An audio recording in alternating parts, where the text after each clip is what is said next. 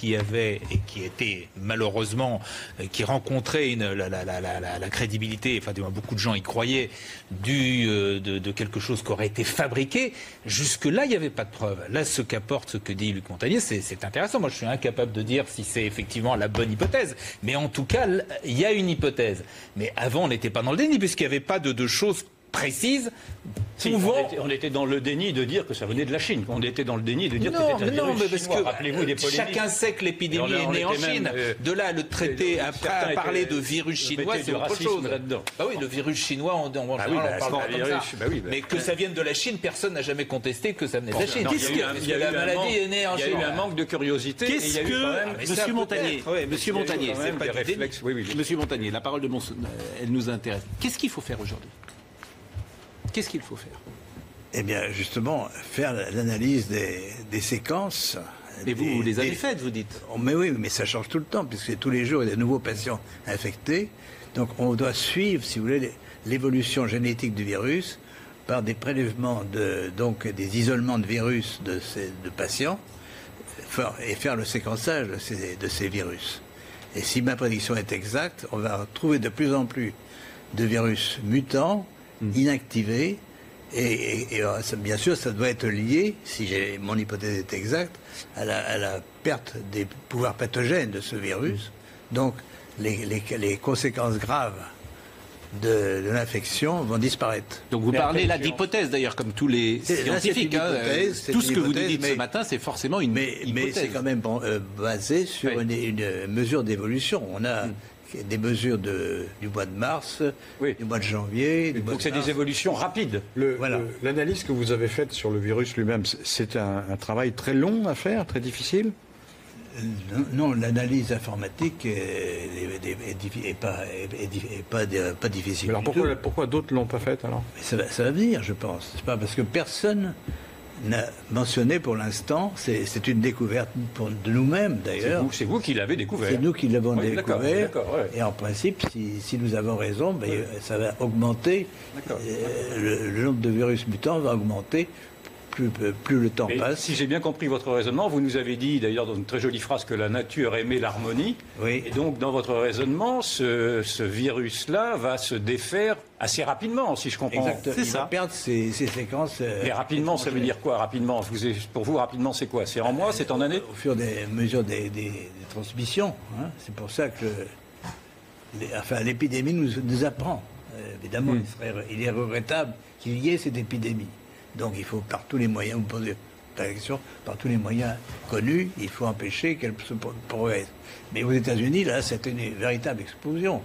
Il y a maintenant 500 000 personnes qui sont infectées aux États-Unis. Est-ce que la contagiosité de ce virus est précisément liée à sa fabrication artificielle, selon vous ? C'est possible, oui. C'est possible. Parce que la transmission est liée, si vous voulez, à l'association entre une protéine de virus et un récepteur sur les cellules. Et donc, plus le virus trouve des récepteurs sur ces cellules, plus il va pouvoir se coller et pénétrer, et donc transmettre l'information. Et quels sont les moyens pour lutter, selon vous, contre cette contagiosité ? Le confinement est la bonne solution ? Si vous voulez, moi j'ai une solution un peu d'avant-garde, parce que je travaille là-dessus pour d'autres raisons. C'est que les ondes peuvent modifier les fréquences. Certaines fréquences d'ondes peuvent modifier la présence de ces séquences.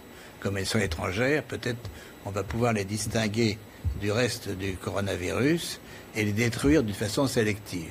Là, c'est de la science-fiction pour l'instant. Et là, je ne peux la vérifier que si j'ai les moyens de le faire. Autrement, je pourrais... Les ondes, c'est-à-dire ? Oui, parce que je ne suis pas sûr de comprendre. Qu'est-ce que vous appelez les ondes ? Les ondes, ce sont des ondes électromagnétiques, n'est-ce pas ? Qui pourraient séparer... Nous sommes environnés d'ondes électromagnétiques. Pourquoi ne pas utiliser une partie de ces ondes pour détruire des séquences sélectivement d'ARN ou d'ADN ? Bon, c'est une possibilité, ce n'est pas une certitude, bien sûr. Mais est-ce que ce nouveau virus accélère les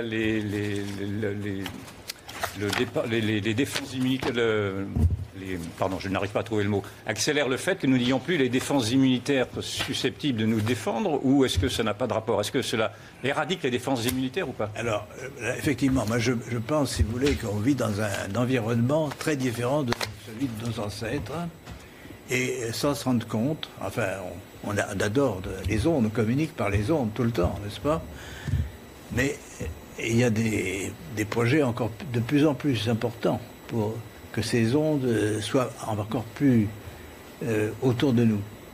Alors, je répète, et c'est un sujet à étudier, c'est pas le rôle des ondes. On a dit, par exemple, que la ville de Wuhan était très en avance pour l'installation d'antennes 5G, n'est-ce pas? Oui. 10 000 antennes sont dans cette région. Et donc, elles ont pu contribuer au pouvoir pathogène du virus. Ah d'accord. Mais merci. Malheureusement, alors c'est vraiment, on est déjà en retard.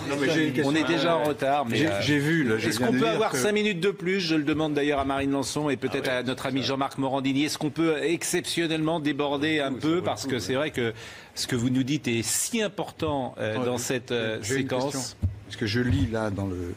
C'est une fiche, je crois, que vous avez été contesté violemment par d'autres prix Nobel sur des thèses scientifiques. Il y a une pétition qui a été faite contre vous, c'est ce que je lis là. Hein. Ah, mais ça, c'est une autre histoire. C'est une autre histoire. Oui. Mais c'est frappant quand même que tous les prix Nobel se liguent contre vous. Pas tous les prix Nobel. Il y a une partie, en tout cas. Il y a une partie, hein, c'est pas... Mais pourquoi ils sont ligués contre vous? Parce que, si vous voulez, j'ai défendu les thèses de Jacques Benveniste sur la mémoire de l'eau. Ah oui, elles ont été réfutées, non? Non, monsieur. Elles ont été... Ah bon? C'est pareil, il y a une sorte de voile. On empêche les recherches là-dessus. Benveniste, il a cherché longtemps, il n'a pas été empêché. Non, mais c'est que les gens ne croyaient pas à sa théorie, surtout. C'est pas tellement qu'il a été empêché. Si, enfin, il a été... Enfin, moi, je l'ai connu. Benveniste, lui... Il a été maltraité, on peut dire. Non, mais Laurent Geoffroy, la vérité, c'est qu'on ne peut pas... apporter la contradiction à monsieur... non, je ne me l'apporte pas, je ne me permettrai pas moi de le faire. Ce qui m'intéresse, je lis un article qui dit le contraire. Oui, donc, voilà, mais c'est... Donc je m'interroge. J'entends bien. Donc je m'interroge. J'entends bien, mais on voit que dans cette séquence, beaucoup de médecins ne sont pas d'accord, beaucoup de scientifiques ne sont pas d'accord. Oui, c'est ce que je voudrais souligner. Voilà, et c'est pourquoi d'ailleurs vous étiez là ce matin. Ce que vous dites est ahurissant. Disons-le. Ce que vous dites est effectivement, et je vous remercie d'être venu sur le plateau de CNews, nous l'avoir dit, mérite la contradiction, par définition, la contradiction scientifique. Ce que je viens de dire, c'est un article du Figaro. Ouais. Non, mais... Je viens de trouver ça dans le... Vous avez parlé vous-même d'hypothèse, et c'est ce mot aussi que je veux retenir comme... souvent les scientifiques avancent en parlant d'hypothèses et malheureusement on ne peut pas continuer cette discussion, mais je ne doute pas que nous pourrons la poursuivre et vous entendre de nouveau. Ce qui vous permettez, le plus important, c'est pas l'origine, si vous voulez, c'est intéressant l'origine du virus, mais c'est surtout qu'est-ce qui va se passer maintenant pour nous tous. Oui. C'est la question que je vous ai posée tout à l'heure. Je vous réponds en partie, il y a une possibilité, une lueur d'espoir que cette épidémie disparaisse parce que le virus va s'auto-détruire. Voilà. Mais est-ce qu'il faut s'attendre, et ce sera peut-être ma dernière question, à des pandémies de ce type régulièrement? Alors, il faut éviter absolument que ça se reproduise, c'est évident. Alors, donc, je crois que les règles, si vous voulez, éthiques des chercheurs, il faut que tout le monde les respecte. Et c'est des règles éthiques aussi pour les médecins. On ne tue pas par le traitement. Never. Non primum non nocere, je parle le latin, et donc ça c'est vraiment fondamental. Là, merci beaucoup. C'est terminé. Il y a une faute éthique à vouloir associer les deux. C'est fini, Yvan. On déborde déjà de plus de 5 minutes. Je vous remercie.